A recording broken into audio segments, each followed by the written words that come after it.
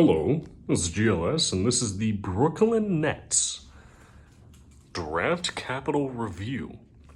Now, I'm literally recording this during the 2025 NBA Draft, where they've selected Igor Demin, guard/forward from BYU, who's done pretty well.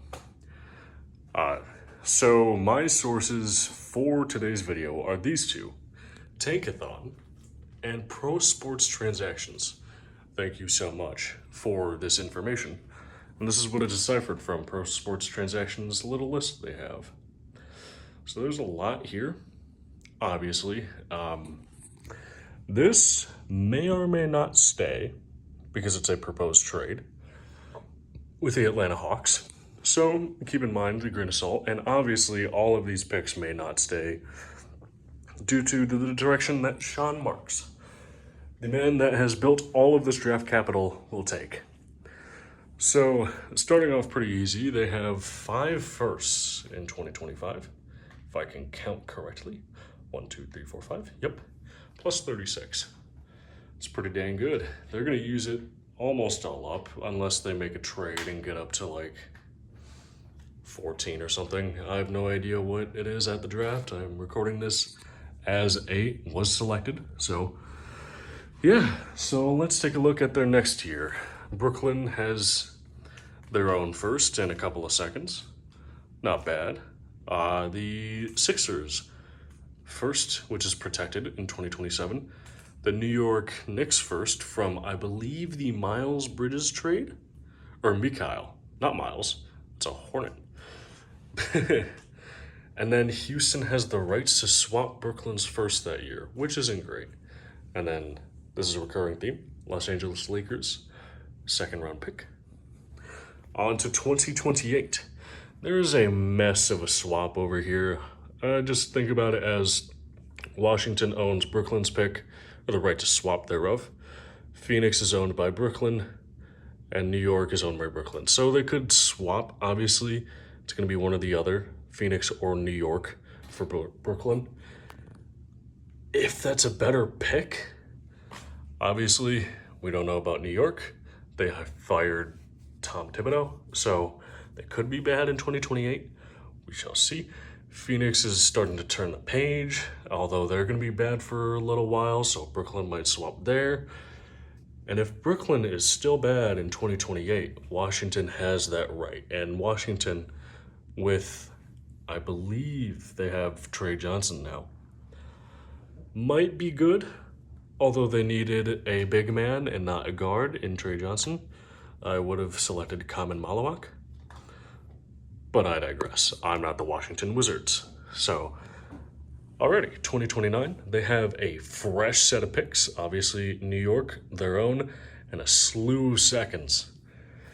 Now, I don't know who they think they are. Are they the Oklahoma City Thunder? Probably not. Sean Marks is not Sam Presti.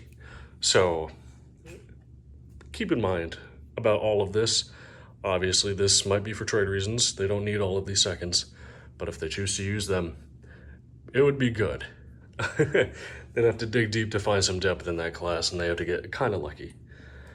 And these two drafts are not entirely important. Another first here, another 2 Lakers seconds here. A weird theme. I could not figure out what exact trade this was, even though it's on the website, Pro Sports Transactions. But they have a slew of draft capital. I mean, this took a little bit to write and get right, obviously.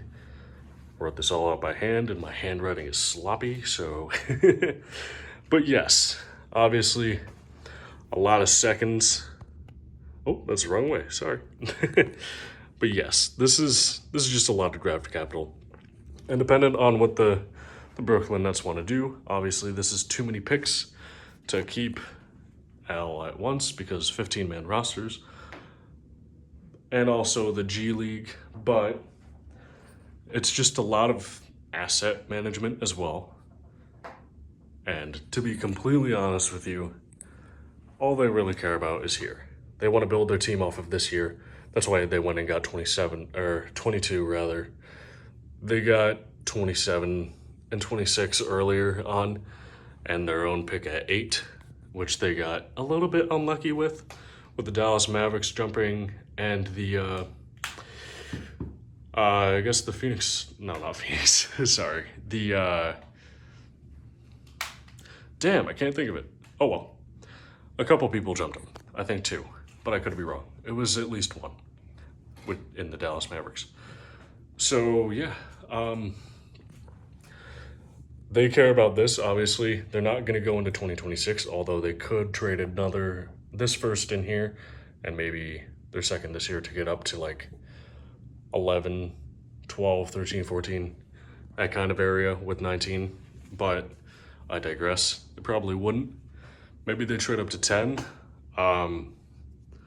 With the Houston Rockets, although that's going to Phoenix, so probably Phoenix. I don't know. They have a lot of options, and they've built themselves up nicely. But this 2029 is going to be stuck in my mind for a while. There's a lot of picks. There's a lot of seconds to be dealing with. Obviously, the 2029 or 2030 or 2031. I believe it's 2030 for the Oklahoma City Thunder with 5 or 6 seconds. It's just an interesting strategy to have. Obviously, asset management is key in basketball. The Los Angeles Lakers do not understand this. For draft capital, at least, they understand asset management with players and people who have done good. Clearly not with Anthony Davis, although they did get a good return. Understating that heavily, it's Luka Doncic. But that led the Dallas Mavericks to get Cooper Flagg because of how unhealthy their team is. Now, Anthony Davis is no different to that, which is why they were traded. And then the failed trade with Mark Williams for Dalton Connect and a couple others, I think Rui Hachimura. That, of course, didn't go through. The Lakers didn't have a big man. They lost in the playoffs to the Minnesota Timberwolves. So that's kind of how that worked out for them. Otherwise, I mean, look at what Sean Marks did. This is awesome. Sean Marks has been their GM since 2016. I think he's done a pretty good job, other than that oddity in 2028. Obviously, some weird stuff going on there, complicated trades. I mean, there's not much to say about this. Rambling on is going to happen. I don't know how you could make a 10-minute video out of this. Going pick by pick, going over every single trade. I'm not going to do that. I don't have the mental faculties for that. But yeah, this is the current board of Brooklyn Nets picks. And it's a doozy. They've set themselves up very nicely, as I've said before.